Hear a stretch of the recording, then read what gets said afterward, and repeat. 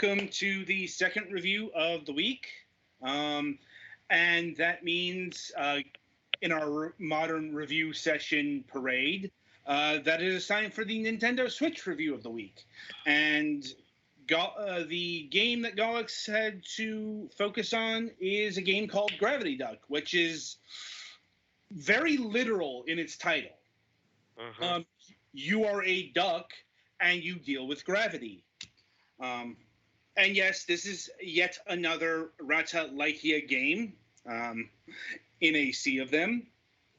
The spigot still works, and we have more games from them in the future, but that's the future. Anyway, here's Galax to hopefully coherently explain what Gravity Duck is. I will preface this. He is dealing with a cold right now, so that's probably going to have an impact on his voice for a week or so. We'll see how long that lasts. Not that long, but yeah. Yeah. All right. Well, give it your all, Galax. So yeah, you're a duck. You were talking to like one of the Moai head statues or something, and it offered you great power and wealth or something if you brought it all the golden eggs, and you gave you the power to control gravity. So, like in the game whose title is 6 V's in a row, you, instead of jumping, you flip gravity. It does also have one gimmick that game does not have, which is that there are nodes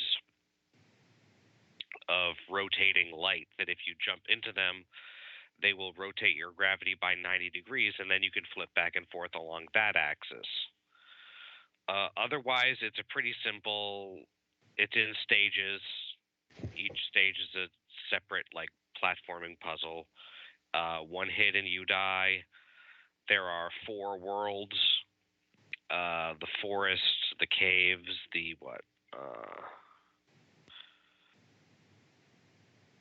I didn't actually get too far because, again, this cold has kept me from playing the forest, underground, the mountains, and the city. They all have, give or take, 30 stages. I think the mountains is the shortest and the city might be the longest, but I'm not sure. So yeah, and each one has a different tile set and different enemies with slightly different behaviors. Like in the underground, there are bats that will home in on you instead of some of the previous monsters that would just move back and forth. Although in the forest, there were these little floating angel thingies that shot bullets directly at you, and that was not fun.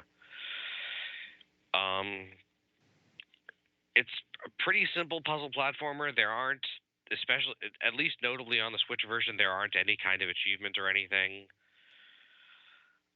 There aren't really any bosses or anything. It's very straightforward, solving puzzles by platforming gravity.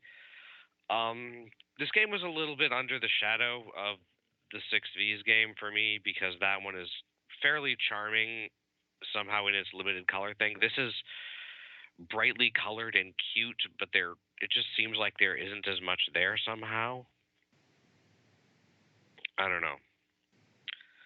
I guess that's somewhat subjective. It's a cute game, and I believe it's not super expensive, so it's probably worth giving a shot if you're into puzzle platforming, but that's still about all it is in terms of there's not much that stands out about it. The controls are a little bit finicky sometimes because you do have to control your falling, and by falling, I don't necessarily mean moving down. Sometimes it means you have to scoot to the side while moving up or while moving sideways in order to land on a ledge and not on spikes, or hit a gravity spinny thing so that you can not fall on spikes, but that's about it. Do you guys have any questions? I mean, not really. Like I said, it looked as simple as it did in the trailers and stuff. The music is fairly simple and repetitive, but not unpleasant. Yeah, that's pretty much all I got, especially since I am extremely under the weather right now. Yeah. I'm like, This game does not have many options. All it has is options for turning the music and sound effects off. You can't map the controller or anything. So, well, anyway, in regards to pricing, Gravity Duck clocks in at $4.99. Um, and that is system, it is all platforms. So, once again, Gallus, do you think this game is worth $5? yeah, maybe. Oh. I would say that's the upper limit for what I would say it's worth, probably, unless it gets dramatically more interesting. Duly noted. Yeah. Sorry, I'm having a hard time right now. I know. Well, it's a short game. It's a small game. Sometimes, it's like. I mean, it does have a good number of levels, but most of them are pretty easy to like mentally figure out what you're supposed to do, and then you just have to pull it off with timing or something. Mm-hmm. Yeah. I'm like, honestly, this game reminds me quite a bit of the Mecha Bolt game we reviewed last week. Yeah, it's kind of similar to that, just a different gimmick. Mm-hmm. Even though that this game comes from like a completely different developer. Yeah. But then again, that's kind of where retro art is at this point. Unless you're signifying a specific, are you doing NES, Genesis, Commodore 64? It's just become a shorthand visual style for small indie titles. Mm-hmm. Because, once again, this looks like the kind of game I would have played on the Super NES, let's say. But it doesn't invoke that spirit. It's not just, we've mentioned this before. In fact, we mentioned this during Mega Bowl. But, a game like this is, is invoking the spirit with limited game mechanics and retro art and chiptune music. I mean, the game here even says it's got catchy 8-bit music, but I suppose it's kind of catchy. It's got nothing on like actual classic 8-bit music, though. Well, once again, that's just kind of a literal advertising point. This game doesn't invoke any actual memories of the NES, because it's not using the NES sound font. It's not using the NES sound effects. It's like, there's a sound to classic chiptunes. It's not just, 3 channels and the truth here. Like if you want to get Commodore 64 music, you've got to emulate that SID chip sound. Once again, we talked about this in our Mecha Bolt review last week, but it still applies here as well.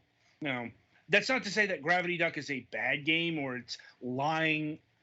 It's a lying game. It's just, retro 16-bit, the retro art, pixel art style is just that at this point.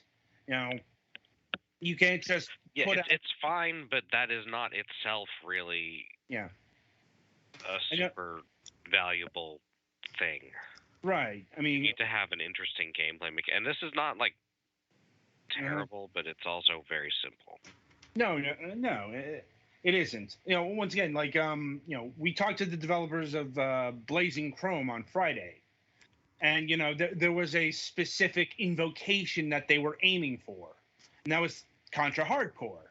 So the game looks, sounds, plays pretty close to that game. What game is this invoking exactly? You can't place it because it's not doing that. Right. I mean, the closest visual style is what, New Zealand Story, and New Zealand Story is a vastly different game than Gravity Duck here. It's not just putting together an actual retro game. It's not just a matter of having the the graphics, the music, just one element there. It's all a thing that works in tandem. You know, so you know, in this case, Gravity Duck and others of its ilk, they are not actually retro games, or they are not the in the line of invoking the spirits of retro games. They're just games that utilize a simple art style. Apologies for a bit of a tangent here, but we had some room to fill. I'm like, anyway. So, any last thoughts on Gravity Duck here?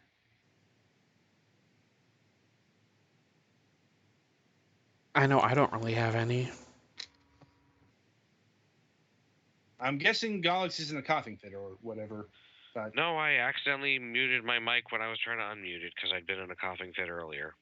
Fair enough. Anyway, if you're interested in gravity jumping puzzles, it's not terrible, or it's pretty decent. Just there's not a whole lot of substance to it. So, all right. If that speaks to you, then maybe it's worth trying out. All right, then. So that'll about do it for Gravity Duck here. Be sure to tune in after the break, as Twilight Winter will be helming his first review in a good long while. As they'll be reviewing Dystoria.